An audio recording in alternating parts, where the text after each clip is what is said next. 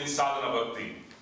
Last night we gave a general overview on obstacles that devotees face, and we reached a conclusion very clearly that we don't face many obstacles in the mode of goodness. Our obstacles are in the mode of passion and in the mode of ignorance. And there is a necessity for devotees to position themselves in goodness. And this positioning themselves in goodness could take lifetimes.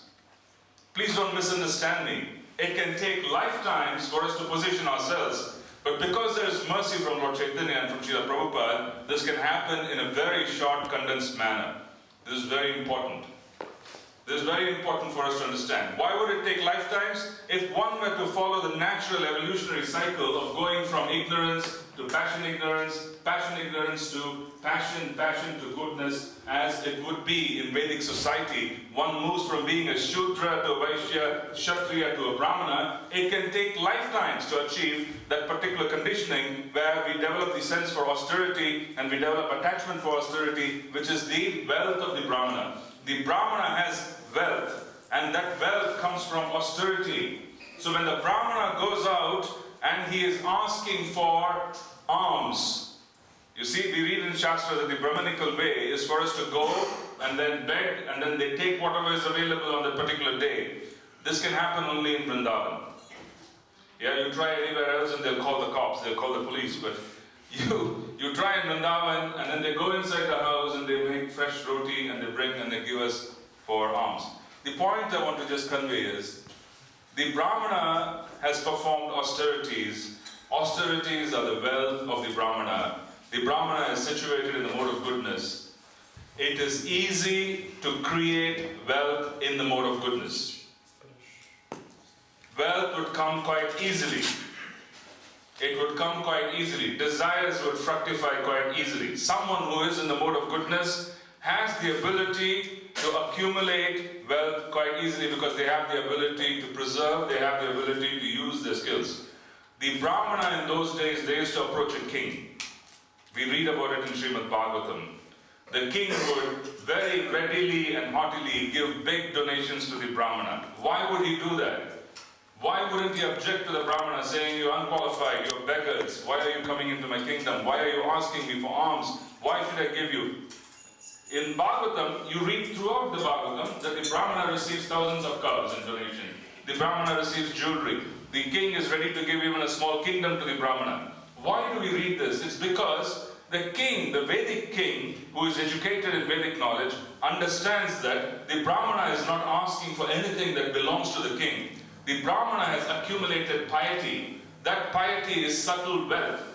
Before you make your euros and your pounds and your dollars, it has to accumulate as subtle wealth. The Brahmana has accumulated subtle wealth as piety. He is going and giving blessings. Giving the piety in his pious reactions to the king. He is blessing the king. Your kingdom will remain unhindered. Your kingdom will have prosperity. You will be living long. You would have many sons and you would be happy. He is giving his piety in the form of blessings to the king. The king is receiving piety because the king does not have much capacity for piety. Because he doesn't perform austerities, he is not sitting down and going through Shastric revelation, he is not doing any sadhana. The king is doing some, but not to the extent to which the Brahmana does.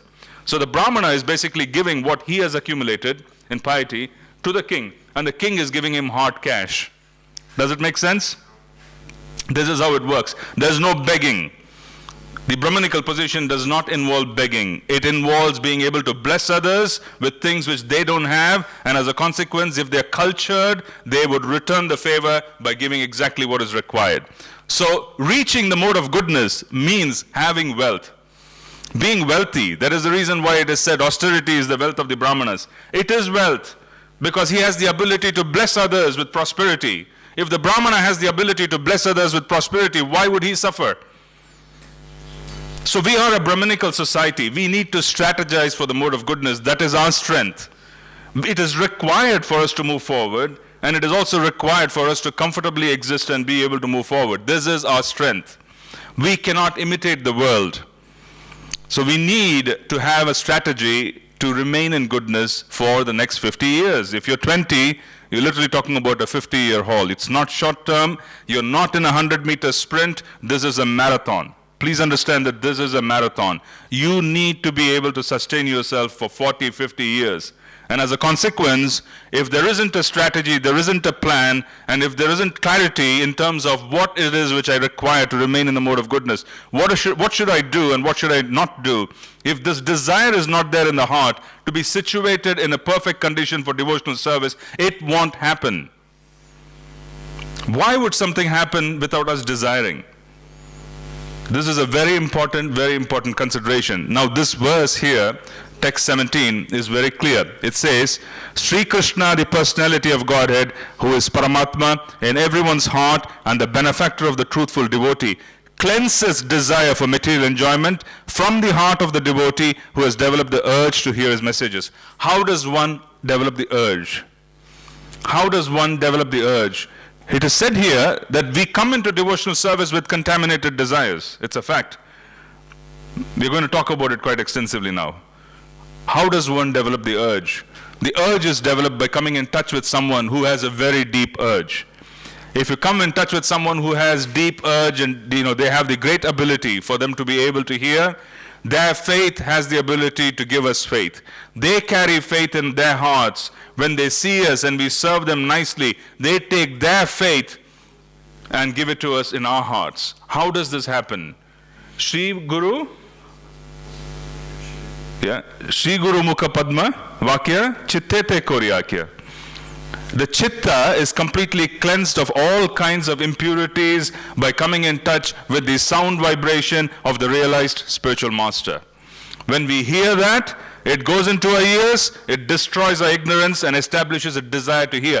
We don't have that qualification. Someone who is very greedy for devotional service, someone who is experiencing deep attachment to Krishna, has deep faith. They have the ability to gift that faith through their vani, through their words and the sound vibration that can enter into our ears and shatter our ignorance. Shri Guru Mukha Padma Vakya Chittete Koryakya.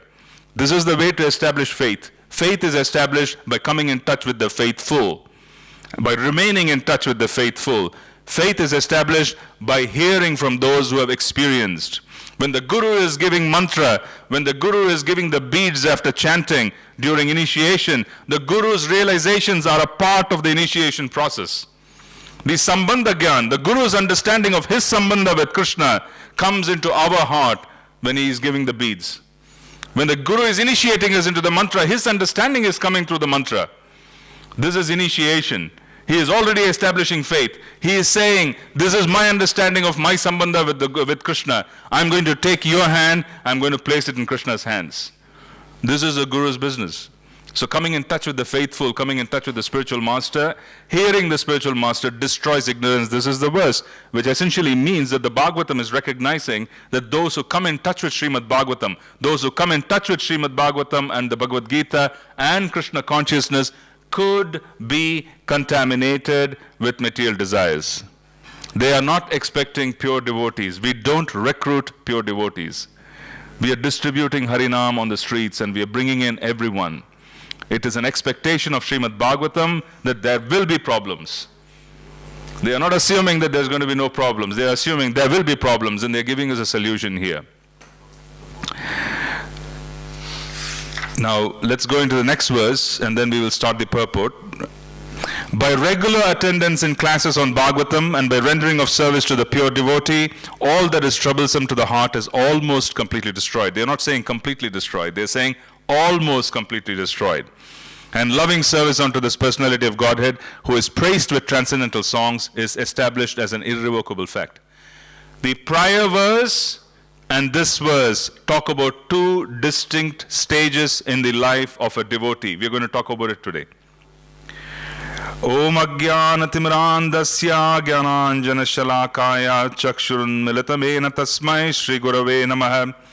Om Namo Bhagavate Narasimhaya Namaste Jastejase Aviravir Bhava Vajjanaka Vajjadamshra Karmasayan Randaya Randaya Tamo Grasa Grasa Om Swaha Abhayam Abhayam Atmani Bhuishtaha Om Shraum Namo Namo Aniruddhaya Hishikesha Indriyatmane Namah Paramahamsaya Purnaya Nibatatmane Swarga Pavarga Dvaraya Nityam Suchi Sade Namah Namah Hiranya Viryaya Chaturhotraya Tantave.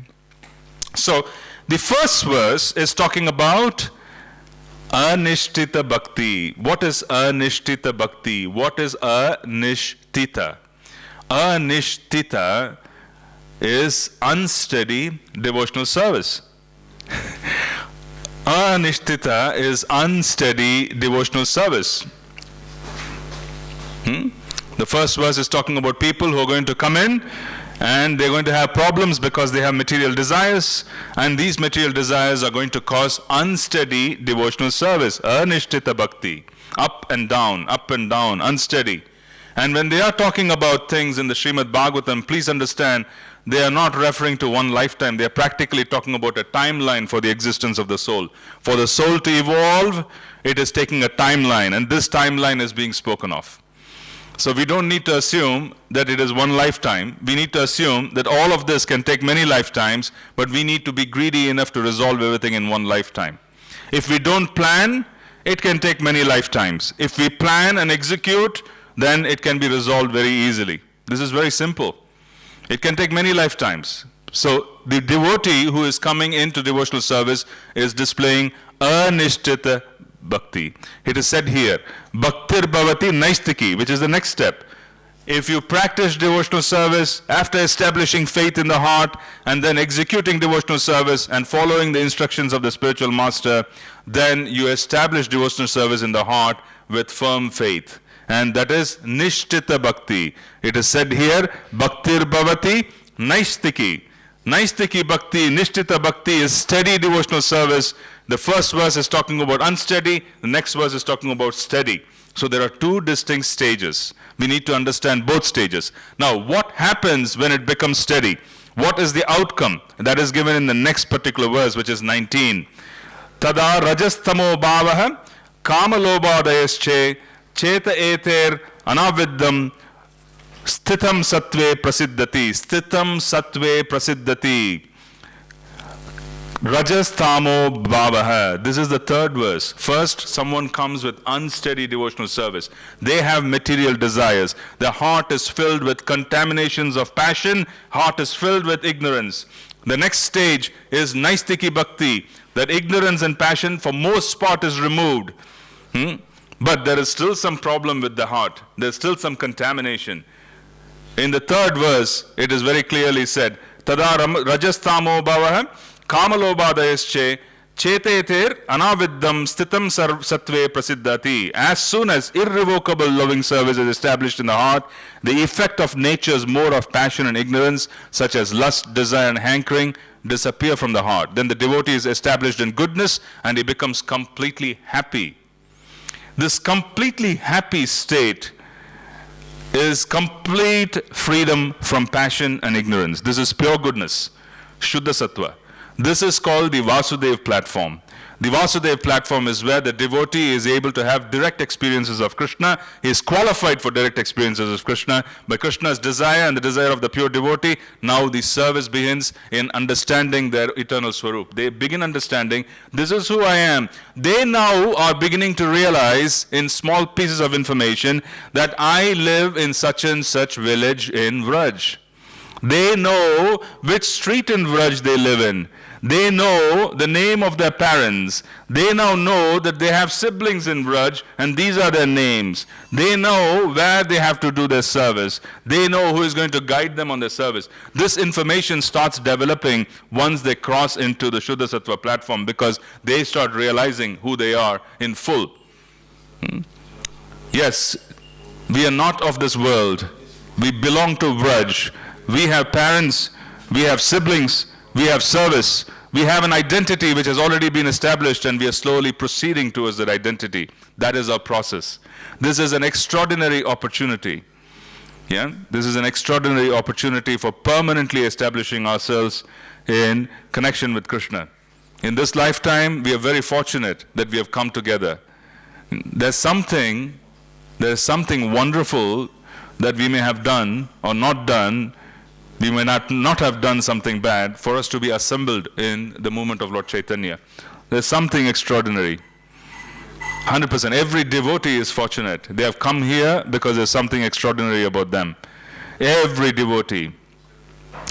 I just want to relate a very small story of how Srila Prabhupada used to treat devotees, or he used to understand the presence of devotees. There was a Bhakta John, he was a Bhakta in New York City back in 1966-67, during the early days when the group was small. And Srila Prabhupada started traveling then to San Francisco, to Europe, later in 67-68. So this Bhakta John, he was quite eccentric. He was not normal. He had mental issues, so his behavior was very erratic. He never could sit in a class properly. He would interrupt class, he would do certain things, and he was a bit erratic. He was also experiencing issues with the mind right in front of the devotees. The devotees knew that he had problems. So Srila Prabhupada, he never discouraged him. He always used to encourage this devotee, and he used to just behave to himself. Then one particular trip, Srila Prabhupada came back to New York. Bhakta John was missing. Bhakta John was just missing. And devotees did not know that Srila Prabhupada had noted him as well amongst the large group which was forming there. Srila Prabhupada did not ignore him just because he had issues. He did not ignore him because he couldn't act as Prabhupada would want him to because of his own issues. Srila Prabhupada immediately asked the temple president, saying, "Where is Bhakta John?" It was quite surprising. The temple president was quite surprised. Where is Bhakta John? Bhakta John, unfortunately, had committed suicide the week before. Srila Prabhupada was told by the authorities that Srila Prabhupada, Bhakta John, because of his problems with the mind, took his own life. He passed away. The authorities could immediately see Srila Prabhupada go into a trance. He went into a trance where he wasn't physically present in the environment. He was there, but he wasn't there. He wasn't there. He was there, but he wasn't there. He just got lost. And for a few minutes, Srila Prabhupada closed his eyes, and it appeared as if he was not in that particular area, even though physically he was present. When he opened his eyes, there were tears in his eyes, but the devotees asked him, Srila Prabhupada, those days they did not know the etiquette of communication between the spiritual master and the disciple. The spiritual master closes his eyes, is in a trance. You don't go and ask him, what is happening? What were you doing? They didn't know. They didn't know because they were quite innocent, and which was their virtue. So they asked him, Srila Prabhupada, what happened? What happened to you? And Srila Prabhupada answered, I requested Krišna to bring Bhakta John into a family of devotees. You see? This is the power of being connected to this movement, where we have keepers. The moment we leave, we have people to take care of us. Devotees, I can share this for someone who is not connected to this devotional service, even if they belong to a pious family, and I'm talking about Vedic India, pious family Hindus, they struggle to find a body. They struggle to find a body after leaving their bodies. They struggle, they literally struggle. It takes years to get a material body. When the Bhagavatam says that material birth is quite rare, it means the karmic circumstances of birth is quite rare. It is difficult for us to fit into the specific karmic pattern that we need to execute for us to move forward, because Varnashram is not established. No one can be classified into this is who they are. They are Kshatriya, Brahmana, Shudra, Vaishya. People find it difficult to take birth in proper families. It takes years to come into this world after one leaves. There's tremendous problems once they leave here. This is how dangerous it is in this particular world now, because it's very complex. Devotees, on the other hand, we have a priority entrance. The spiritual master who we are connected to, Srila Prabhupada's mercy, we immediately get an opportunity because most of our life is already established in a certain pattern. Most of our life is already established in a certain pattern. We have a pattern of behavior. We come, we attend pujas, we attend service, we chant. So the pattern of what is expected of that soul is already established to a large extent. It is easy for the demigods to find a place for us in a devotee family. Please understand the distinction. It is very difficult. If you can get lost with the physical body in this world, can we get lost in a big amusement park as a child? Can you lose a child? The answer is yes. If you leave your body, your soul, subtle body, it's a vast universe. You can get so lost. You can get so lost. It's unbelievable. It's very complex. Do not underestimate the connection that we have with this movement. the more and more and more we reinforce this connection, the greater the opportunity for us in the subsequent path. The less attached we are to this movement, the more distant we are from the practice of devotional service, the more complex it is going to be in terms of a transition. Be very clear about what we are doing here, because this is practically establishing a pattern which requires that we come and we are very regular with this. This is an extraordinary opportunity. It is not an ordinary opportunity. This is lifetimes planning. This is basically planning where for several lifetimes we are going to have an opportunity to engage in devotional service. At the very least, we are going to be in the Sangha of devotees, and which is wonderful. We are going to engage in service with Srila Prabhupada's movement. At the very least. What else could one expect? That either you go back to Krishna or you continue serving Srila Prabhupada. In both cases, it's wonderful. Isn't it? You establish a pattern. They recognize the karmic pattern. They recognize the residual karmic reactions. They take account of all of this. Plus you have people to intervene, saying, this is mine, this soul is mine. The spiritual master who is powerful has the ability to intervene. This soul is mine. Don't intervene. He can't go anywhere. He must continue, or she must continue. The spiritual master has the power to intervene. We are extraordinarily, extraordinarily fortunate. This is the greatest good fortune a soul could ever hope for. And there's a big distinction. There's a big distinction between what goes on here and what goes on outside. Very, very big distinction. We do not belong to this world. In one sense, we are proceeding to an eternal direction. In the other sense, our path is already established, because this is where we are putting our energies into. Okay? Now, we want to talk a little bit about Anishtita Bhakti. There are 4 causes primarily of anarthas. There are 4 causes. Shastra says, Dushkrutota. Dushkrutota is one type of anartha. This comes from sinful reactions. If we have sinful reactions from the previous lifetime, they can cause issues in this present lifetime in executing devotional service. We can have challenges. We can have serious challenges simply because of sinful reactions. We have past patterns. We go back to those past patterns. We kind of have inclinations which are not proper. This is from sinful reactions, Dushkrutota. This causes a disturbance. It causes a disturbance. Basically, anarthas exist for most part in passion and ignorance. Understand it. Anarthas exist for most part in passion and ignorance. This is Dushkrutota. If we chant sincerely, all the Dushkrutota can be eradicated. The holy names completely remove all the sinful reactions. This is Dushkrutota. All sinful reactions are removed. Past patterns can be removed completely by the holy names. Completely. Everything can be removed by the potency of Krishna's names. This is Dushkrutota. The second category of anarthas is Sukrutota. Because people have engaged in pious activities in the past, they accumulate wealth, they accumulate fame, they are beautiful, sometimes they have a lot of power, they are in good positions and so on. This also causes anarthas. There are serious anarthas that come by because of pious activities as well, because this person is not really feeling the intensity of wanting to participate in devotional service. They are born into devotional service, but they have facilities. Because of their facilities, their seriousness doesn't come. There is no seriousness, there is no intensity, there is no material exhaustion. Now I want to ask you a question. This is question time in between, so that everybody can wake up. Yeah? Now, the question that I want to ask is, why would someone who is very wealthy and famous have problems in executing devotional service even if they are devotees? They can potentially have problems. Potentially. I want you to think in terms of the modes. I want you to think about what we shared since yesterday. Why would someone with enormous wealth or more wealth than necessary and complex arrangements, why would they suffer and struggle with devotional service? Yes, Prabhu? They have false pride, yes. I want you to... It can cause obstacles.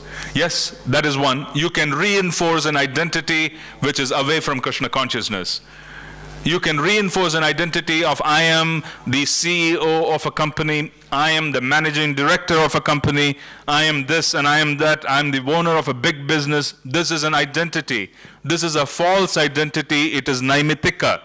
And whenever you want to understand duty, duty comes from establishing an identity. I act as a father because I have established an identity of being a father. First you establish an identity, and then duty comes. Dharma is realized after the identity.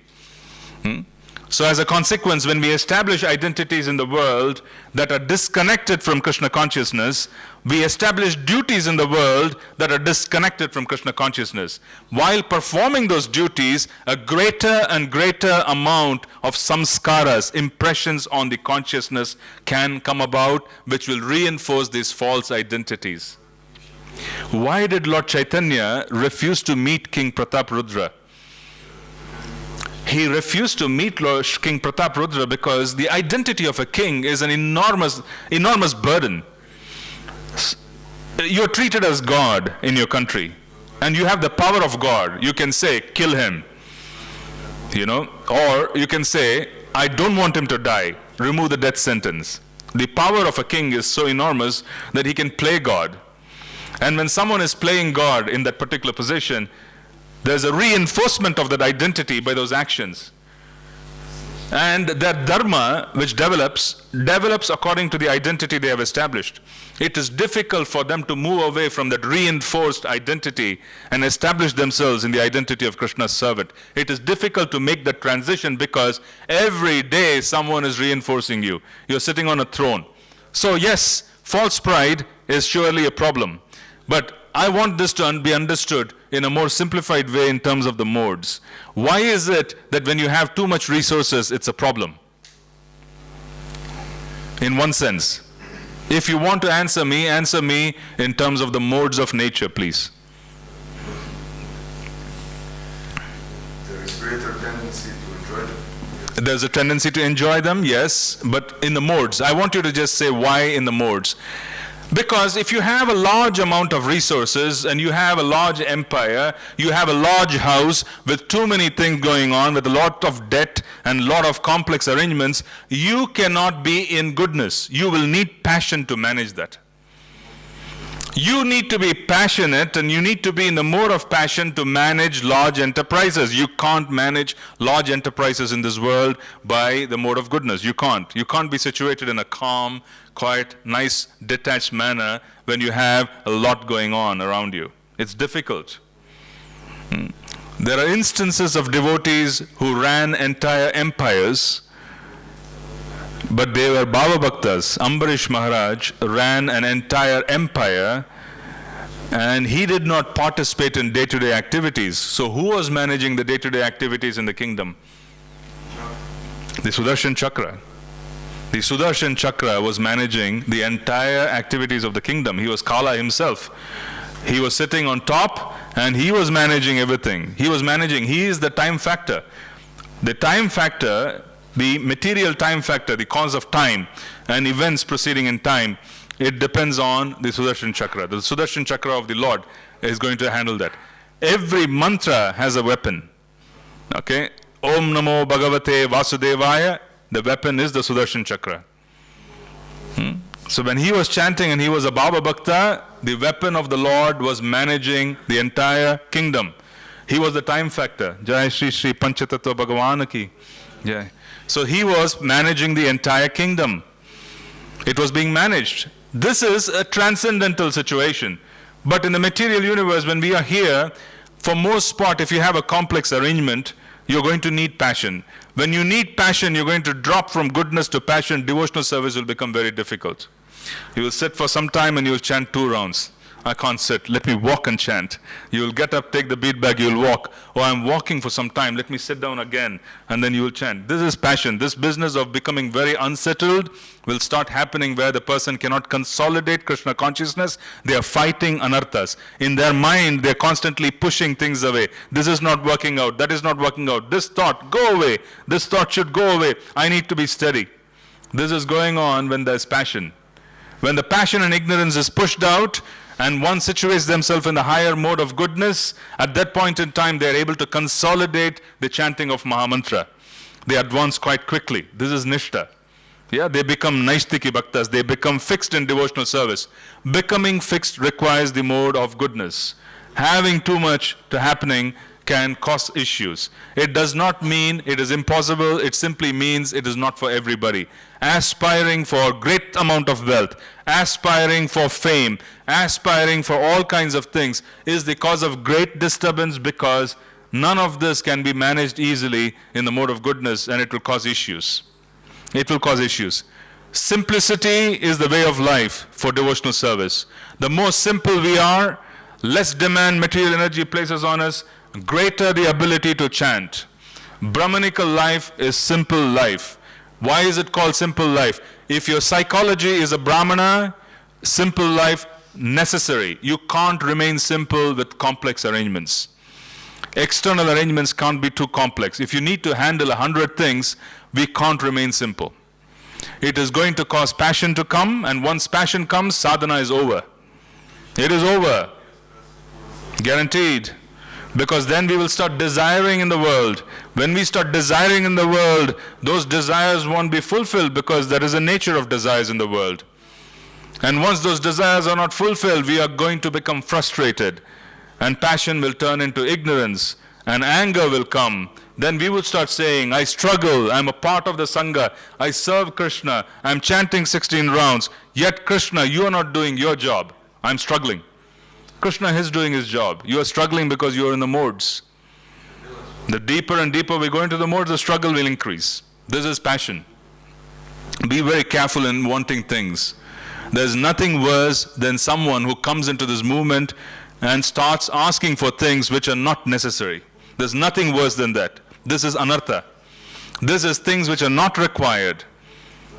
There are no safe desires, devotees. There are no safe desires. There's nothing safe about this world. There's only danger. There are no safe desires. What are the desires that you can have in this world? The Panchanga Bhakti are the only desires you can have in this world. If one desires that for the next 50 years, 40 years, I'm 20, I'm 25, I'm 30, for the next 40 years, as long as I'm in this body, I want to engage in sadhu sangha, I want to chant and I want to hear Bhagavatam, those desires would be granted, and along with those desires, there would also be resources for such a life. It is unfortunate if we think that Mahamantra does not have the capacity to protect us and to sustain us. We need to have the ability to accept the arrangement made by the Mahamantra.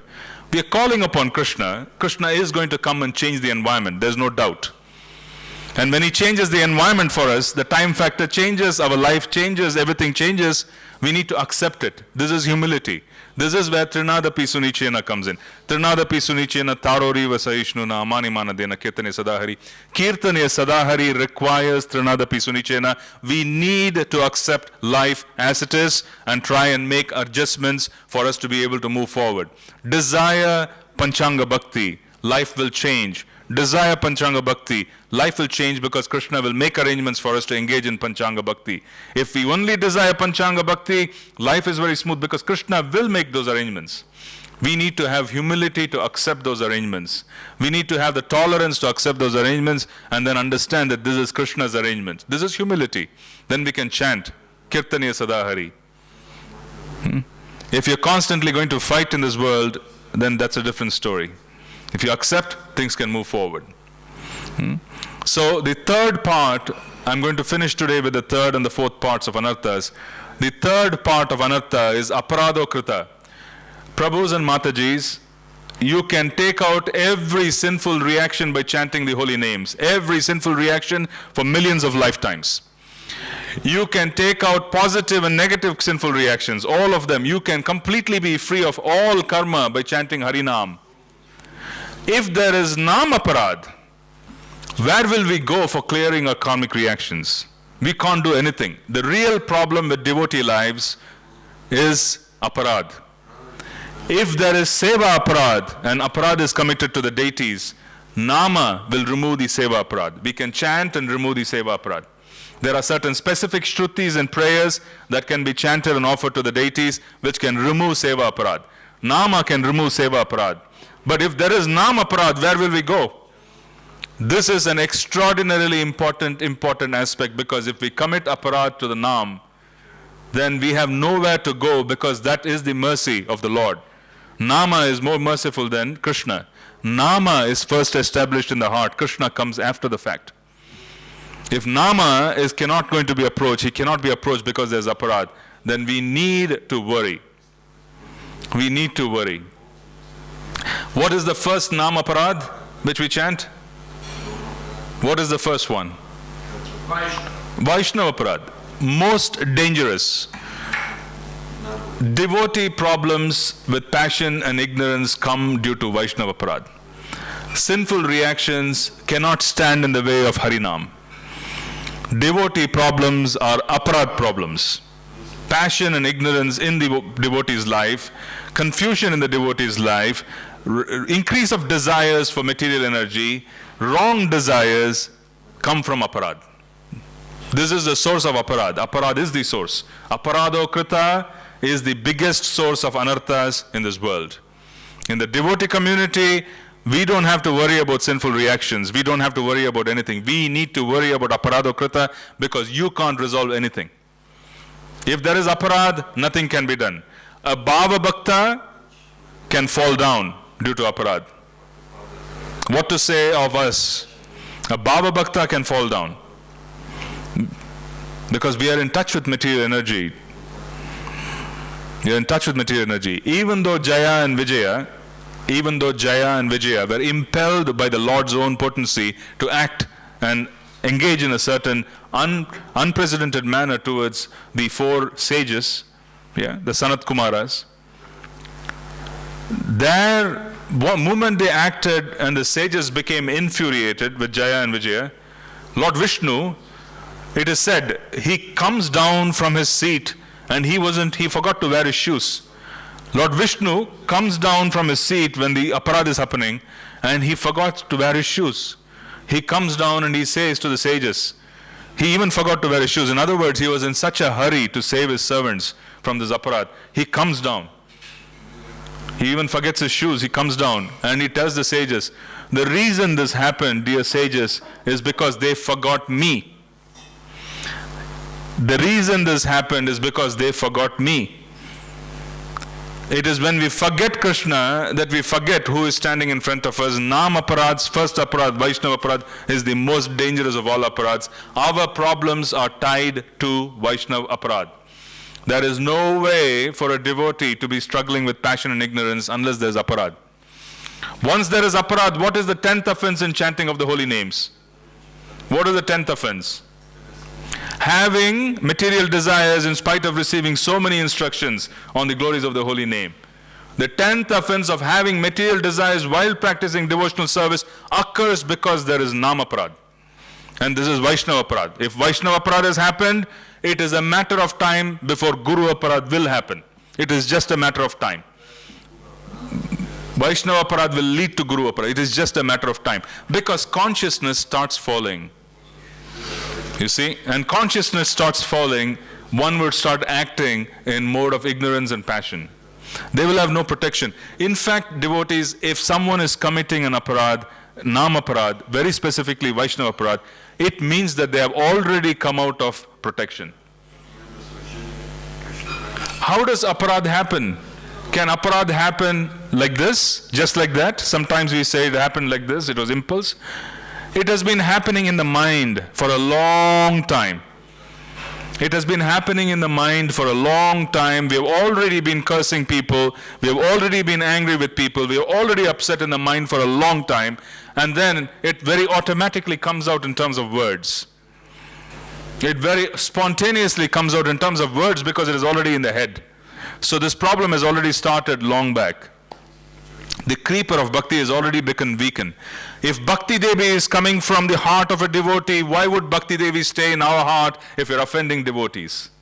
If Bhakti Devi is given from bhakti, and that bhakti is in the heart of a devotee, why would she stay in our hearts?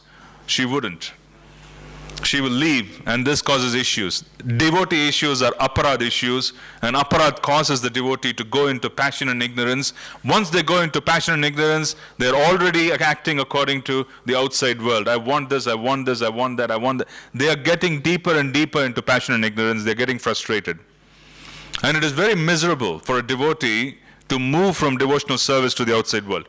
It's a miserable platform because they have high consciousness, they have received a lot of knowledge, and because they have received a lot of mercy and knowledge, they would find life outside amongst everybody else even more difficult. It's a fact of life. So what is the solution for Namaparad? The solution for Namaparad, according to Shastra, is to start with the Vaishnava who has been offended. We basically fall at the lotus feet of the Vaishnava begging for mercy. This is the recommendation of Shastra.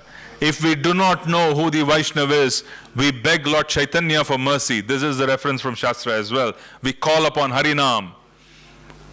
We again come back to Nama, taking shelter of Lord Chaitanya, saying, I don't know whom I have offended.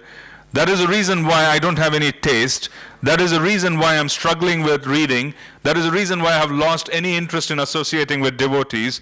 That is the reason why I have no greed, I have no interest whatsoever. Dear Lord Chaitanya, please forgive me.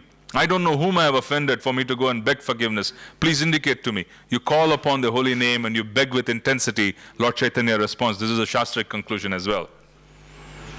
It's a dangerous platform. If we are in touch with Krishna and there's so much power in this movement, the opposite can occur. We are in touch with a 5,000 watt, a 10,000 watt line, and if you're in touch with a line which is so powerful, we can either get a lot out of it or we can get electrocuted. Because it's a very powerful electricity line. You come in touch with it, you can either get a lot of power and you can lighten the whole world, or you get electrocuted. It is both possible, both are possible. It takes lifetimes for devotees to resolve aparad. It takes lifetimes. What did we read in Srimad Bhagavatam? It takes lifetimes for devotees to resolve aparad. It takes lifetimes. We should never ever think that it is an easy process this way. We can't move forward if there's aparad. Repentance after committing aparad is one thing, being careful is another. Who is the man who would commit aparad? Who is the mad person who would want to throw away everything they have? It is said that you become mad, you will take everything in your house and you throw it out into the streets. Yeah? People don't know the value of things in the house. They throw it out to the streets. You know, throw this out, throw that out. They want to empty the house. They're mad. They've lost their composure. They've lost their mental ability. As a consequence, they throw everything out. Who is this mad person? This mad person is someone who does not have much to lose anyways. They haven't gained much. Because they haven't gained much, they have a tendency to lose things very easily. If you have gained a lot from Harinam, you will hold it on to your heart as if your life depends on it. If you have gained nothing, you act as if you have nothing, and you lose everything. And you lose a lot more. That's also logical. The last form of anartha comes from devotional service. The last form of anartha comes from devotional service. This is all a part of anishtita bhakti. This is all a part of setting up impermanent goals in this world. What happens when there are anarthas? When there are anarthas, we set up impermanent goals. We start engaging in dharma, which is based on those goals. We establish identities which are impermanent. Our entire life changes based on that. Have you seen devotees come into devotional service and then leaving for some other minor form of religion? Have you seen it? We have. Why do they do that? Why do they go away from pure devotional service to a platform which encourages karma yoga? And they also convince us that philosophically it is the same. Why do they do that? This philosophical distortion that happens in the head happens due to aparad. It happens due to aparad. It happens due to aparad. It is not due to any wonderful logic. It is not because anything out there. Our spiritual master, His Holiness Bhaktivedanta Maharaj, used to say that he was really a seeker. If someone could have proved that there was something better than Krishna consciousness, he would have taken it up. Nobody could show that. Because this was what? It was the most supreme process that was given. And as a consequence, he took it up. So the point which I'm trying to make is, we are seekers in that way. But our confusion and people leaving and saying there's something better out there and there's something else which is going to be given is because of aparad. Yeah. The environment is turned toxic and they leave, this is aparad. Steady devotional service is to be appreciated. If someone has been around for many, many years, please understand that person, he or she is very fortunate. They're very fortunate. They have been with the movement, they're consistent, they are a part of the movement despite all struggles. This is very, very good fortune. The fourth category of aparad comes from bhakti itself. And this happens at a much later stage. As higher and higher mode of goodness also occurs, and Bhakti Devi expands her mercy in the heart of the devotee gets recognition, the devotee becomes attractive, he or she attracts people, there's a big following, there's a lot of fame, there's a lot of puja and pratishta, and automatically there's false pride. This is the last one. This is the last big snare, and if you can survive this, you can survive anything. Because if you can't survive this, you go back to starting all over again. And this is what happens.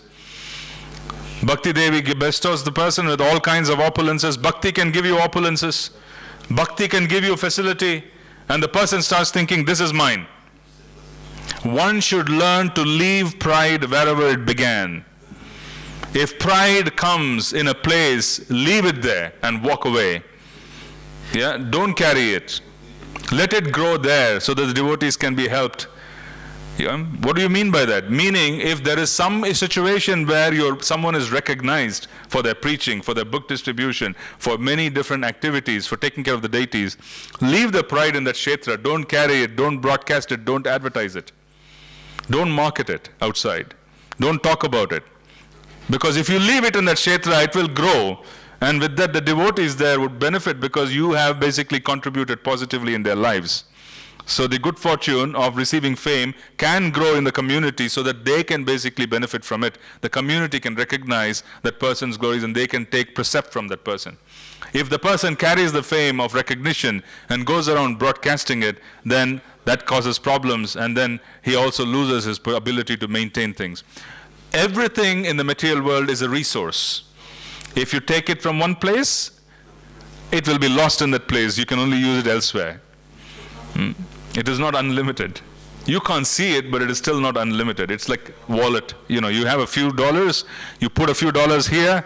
If you take those few dollars away and you put it elsewhere, it's going to go. It's going to be going away from there. And one should learn to walk away. One should learn to walk away. If it grows there, it is fantastic. If it doesn't grow there, it is fine. Being recognized is not a problem. Recognition is good. Fame is good. Resources are good. Anyone who is serious in devotional service also understands we don't want to walk away from resources. That is stupidity. We don't want to walk away from resources because resources can be used in the service of Krishna. But the same resources can also cause issues. There can be all kinds of problems because if we start owning it, we start thinking it is ours, we start thinking it has come because of our good fortune, us, it's a problem. It's a problem. Then we are desiring something other than Krishna. Krishna says very clearly through Srila Rupa Goswami, Anya bilashita shunyam, jnana karmadi anavratam, anukulyena Krishna anushilinam bhaktir uttama. Anukulyena Krishna anushilinam bhaktir uttama. Uttama bhakti is to be free of all desires. That includes a desire for name, fame, recognition. This is very subtle. It is quite subtle in the life of a devotee. Even someone who is apparently shastric and advanced can have this problem because it is quite subtle. And they can't recognize it because it is subtle. It's a very subtle phenomenon. And this can only be resolved by Krishna's chanting, by the chanting of holy names. Harinam can take it out. It's a dangerous one because it can't be seen. Any enemy who can't be seen is more dangerous than the one that can be seen. Yeah, if you can't see something, it's more dangerous. So quickly to summarize today, we spoke of Srimad Bhagavatam 1.2.17.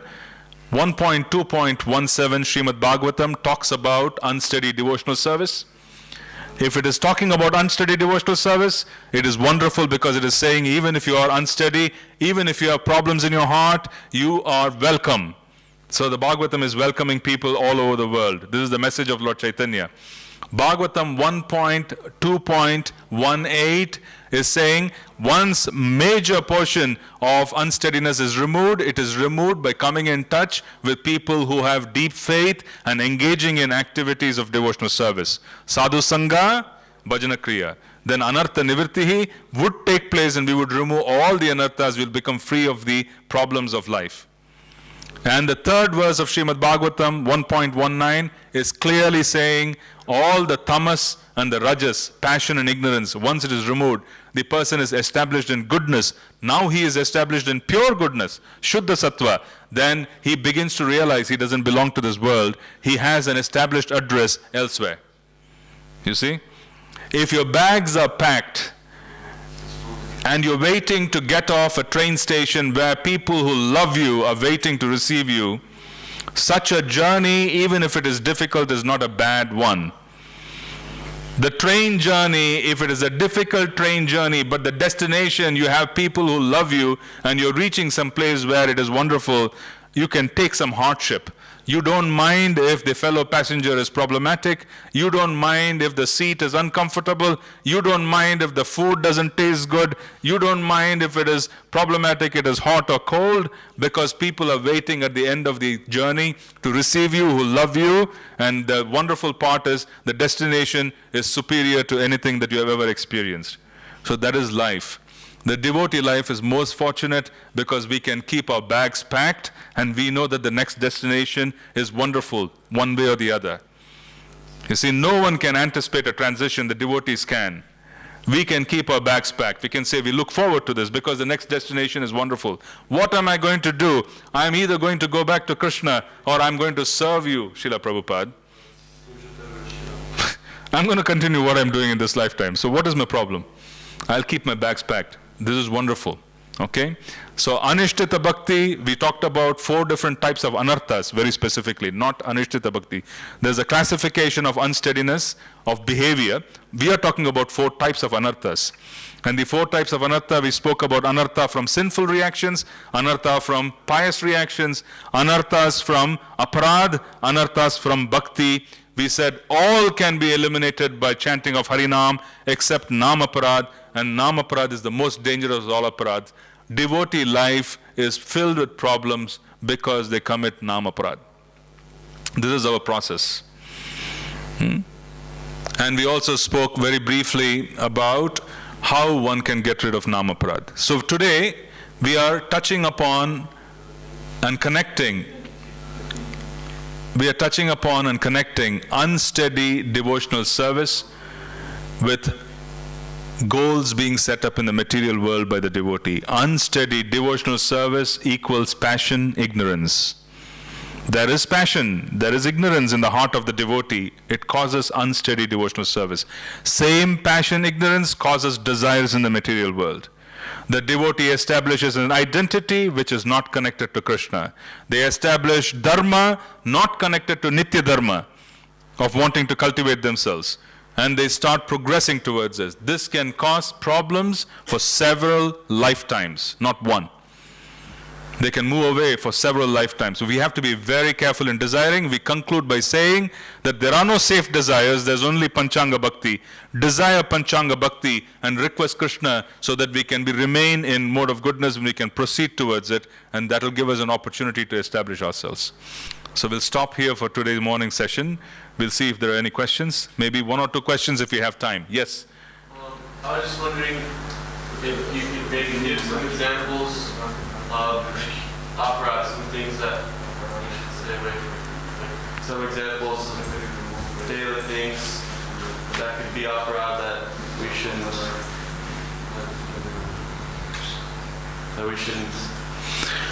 Well, firmly speaking, basically, the idea is that we need to understand that the devotee is the carrier of bhakti, and bhakti comes from the heart of other devotees. That is how she transfers herself to our heart. As a consequence, we look at devotees and we understand that that's whom we need to serve to increase our bhakti, which is the conclusion of Srimad Bhagavatam. When the saintly devotees are served, bhakti increases because it is from their heart that we receive. So our plan should be very simple. We need to wake up and go to bed every night understanding that our business is to protect Harinam. If we plan life according to what is going to allow us to chant nicely, which includes serving devotees and also being able to chant, our life would be perfect. There really isn't any need for us to worry as devotees. There isn't. The only focus we need is Harinam. So I'm saying, instead of looking at 100 different things to manage, if we just focus on ensuring that japa is going to be good, and what is going to work for japa, and japa is going to be good if we serve devotees, japa is going to be good if we read Srimad Bhagavatam or hear Srimad Bhagavatam, it is the same, the effect would be the same, then we would have an ability to move forward with no problems whatsoever. So I think we need to simplify the objective so that we have just one thing to watch out for, is japa. If we offend devotees, japa is going to be a problem. If we observe that our japa has become difficult, start begging for mercy. That should be our attitude. Because that's an early sign of sickness. That's an early sign of disease that says something going wrong. Start begging for mercy because there's a problem going on somewhere. We need to reflect. It requires reflection. Yeah, it's like a symptom of disease. You had a question too, Anandavindan Mataji. Yeah. Hare Krishna, thank you for the wonderful class, very illuminating. I have a question in regards of anarthas coming from the service, from devotional service. So you said that it produces puja, lava, pratishta, and you said that these are the enemies that are kind of subtle or invisible. So it's hard to fight them as they are kind of you cannot see them. But is it so that you cannot? Is it like that they are so subtle that you cannot see, or there are some signs that they are there for the person, not for the environment? I'm speaking about ourselves. So what are the early signs? How you observe that these tendencies? I'm just curious. Sure. It is all the first point. The reason why it can't be found that easily is because the person is engaging in devotional service nicely. The person is broadcasting the message, they are engaging in devotional service, they are spreading the mission. In one sense, they are being used by Krishna to expand his mission. So that gives them a feeling that they are doing the right thing. As a consequence, they can't recognize it. They can't recognize that they are in the wrong place in the first place. That is the reason why it's subtle. It's because externally, everything seems to be going nicely. That's the first point. Now, that's the reason why they can't. The issue with subtlety, the issue with being able to not recognize or recognize our obstacles has to do with humility. My observation, my humble observation, and this is Shastric as well, is very simple. All problems start with japa. Regardless of who we are, if a japa is weak, we should understand there will be problems and they're just round the corner. We may have 100,000 followers, but if our japa is weak, the problem is just round the corner. It is just round the corner. Because japa has become weak, it will just be just a few years or a few months away that our problems would begin. So how do we recognize issues? We recognize issues by looking at our standard of japa. Are we really understanding it? And why am I saying so? When someone is chanting sincerely, they will develop humility in their hearts. And the humility in their hearts comes from detachment. It also comes because the heart becomes very soft. The detachment comes because they have established a spiritual identity. Because they have established a spiritual identity, when they're chanting sincerely, they are less attached to puja and pratishta and other, wonderful paraphernalia that comes in this particular world. So that is the first point. Now, the second point is that along with that humility would also come a gift of compassion. Then they're able to see other people needing help. If they're humble and they see a lot of people in the world needing help, then they would say, Krishna, I can't do anything for them, but I want to help them because I have no power. Then Krishna steps in and blesses them with power. Krishna Shakti comes in. And he is able to do, or she is able to do an amazing service. So the point is, when there is proper chanting, then the power to spread the mission of Krishna comes from humility and compassion, which are gifts of chanting, then that is a safe platform for us to be in. If chanting is improper, anything and anybody, whoever he is, a leader, whatever be their stature, whatever be the ashram they are in, they have to worry, because this is just the first sign that problems are going to get bigger. Sure. Any other last point? Before Tapasya gets in? Yeah. I was wondering, like the transition. Mike, yeah, you just need to take a mic, Simon. Okay. So the transition period of soul going from one body to another. So in Bhagavatam it said, Vishnu does come, one is devotee, a pure devotee, otherwise Yamadutas come. But I've also heard that there's this period where the soul is disconnected from the body and they are kind of lost, and you also just mentioned they could get lost in the universe. So could you maybe say what happens after that, like for soul, until they find a new body? It's a little technical, but Well, basically, the quick answer is, devotees shouldn't worry so much about the transition. They should worry a lot about what is happening in the present and whether they can take care of the present. That's the first statement I want to make. Is we want to focus in the present. We want to be absorbed in devotional service. We want to wake up and understand that this is the last day on the planet. Let me do my best. Let me chant. Let me get absorbed. That should be the attitude of the devotee. They are taken care of. There is no issue with devotees. We do not want to imagine that they are going to have the same fate as the soul outside. For the soul outside, after the transition from this physical body, the next physical body takes time, and during that period of time, they wander. There's a wandering period. They just wander. They sometimes stick around families because they are attached to them. They simply do not know what it is. They possess family members. They possess family members. They stay in the body of family members because they are afraid. There are much bigger goons in the subtle area. A soul can get intimidated. Once they go there with a subtle body, they can get intimidated. When I'm talking about, people who are aggressive, they can be there. There are aggressive personalities even in the subtle world who can intimidate a somewhat pacified or a somewhat passive entity who has left the body. So they take shelter of families. They inhabit family homes. I personally have a great fear of buying antiques because they get attached. Antiques, for example, they get attached to the antiques. They get attached to some table or some chair which has been in the family for years, which they have used. It's quite a frightening prospect as to how long it's going to take. If the ancestors are offered oblations, in Vedic society, we have the yearly ceremonies that are done.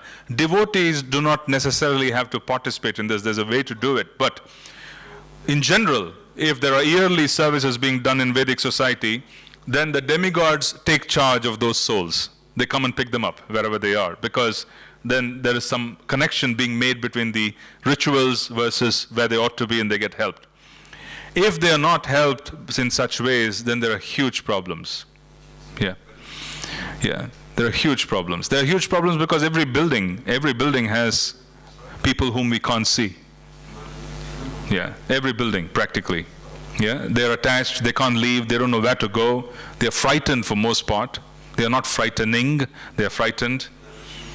Yeah, and they cause nuisance to people who are on this plane. They cloud our mind, they cloud our thinking. It is commonly misunderstood. When someone passes away in a family, and if funeral rites are not done properly, if yearly offerings are not made, I am not referring to devotee families, I'm referring to outside. Don't get confused by the process of devotional service. The process of chanting can take care of many things, but the point which I'm trying to talk about is, if you're a Vedic member of Vedic society, why was it introduced? Is because if you are a son, and let us assume that 4 generations before you there was a fellow in your ancestry line who was extraordinarily corrupt, and he engaged in all kinds of sinful activities. That fellow's consciousness is also on top of us. It invades us. At times it causes problems. There is a deeper layer of consciousness which can affect us, which is connected to the ancestry.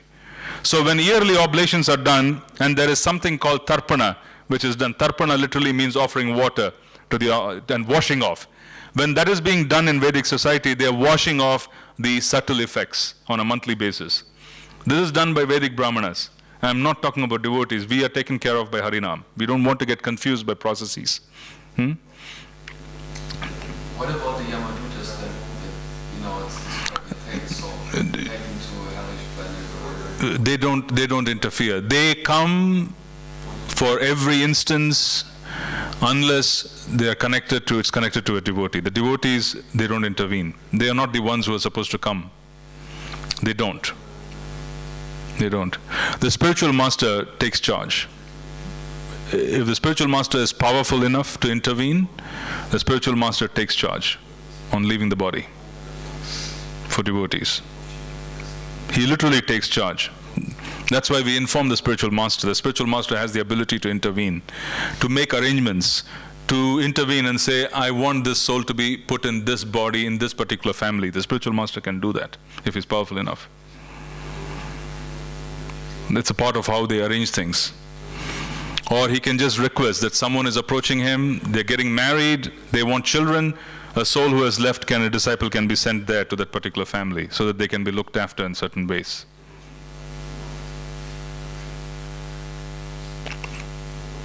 So, should we stop here with the ghosts, or is there anything more? Okay. Srila Prabhupada ki. Sri Vrindavan Mukhe.